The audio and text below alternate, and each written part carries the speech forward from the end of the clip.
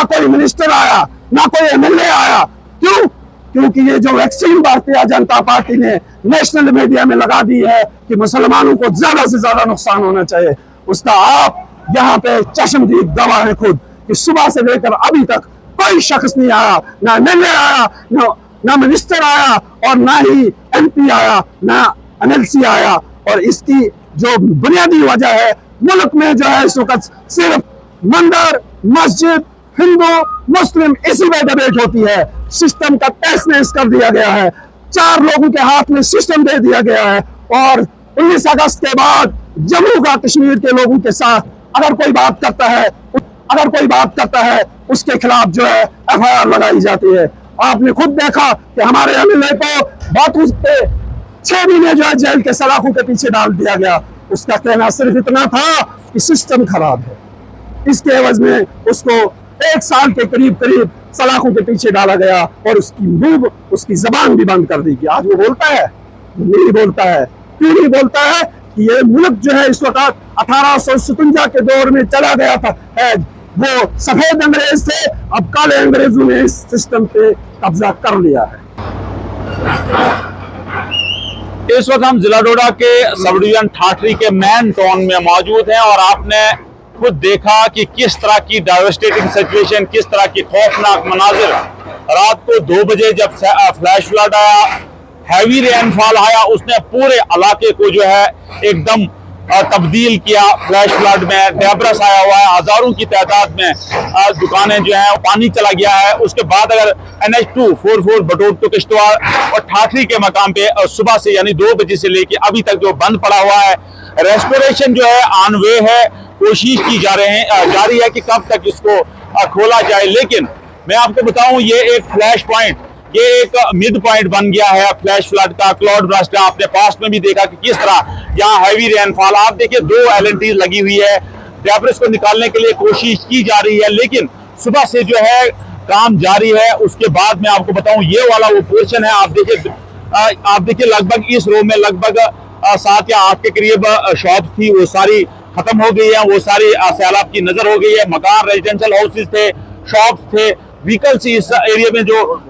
Light vehicles थी, heavy vehicles थी, वो सारी चली गई हैं। और आपको मैं इस वाली लेफ्ट वाली मनाजिर दिखाता हूँ कि आप यहाँ से देखिए, आप देखिए दरमानदा मुसाफिर जो है वो अब ट्रांसशिप के जरिए अपने मंजिल तक पहुंच रहे हैं। आप देखिए ये वाली सिचुएशन जो है बड़ी खौफनाक सिचुएशन है, यानी फ्लड जो है, बारिश जो है, क्लाउड ब्रस्ट पड़ने के बाद ये वाला एरिया जो है NH244 का, आप देखिए गाड़ियां जो है बिल्कुल रोड के बीचों बीच लगी हुई हैं। और उसके बाद बहुत सारी गाड़ियां जो है डेब्रिस के नीचे आ गई हैं। यानी जो अभी तक तखमीना लगाया गया है उसमें बताया जा रहा है कि 30 से 40 के करीब रेजिडेंशियल हाउसेज को फुल्ली डैमेज हुआ है। उसके बाद व्हीकल्स की अगर बात की जाए, 7 या 8 व्हीकल्स, 5 या 6 व्हीकल्स जो है वो दरियाई चनाब में चल बसी है।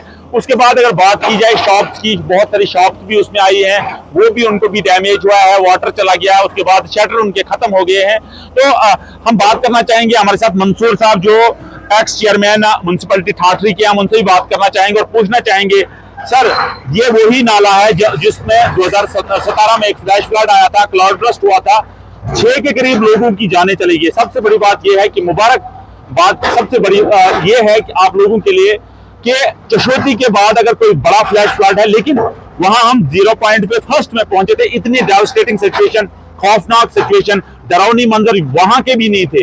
वहां फ्लैश फ्लड आया, लोग चले गए, नुकसान, ह्यूमन कैजुअलिटी हुई।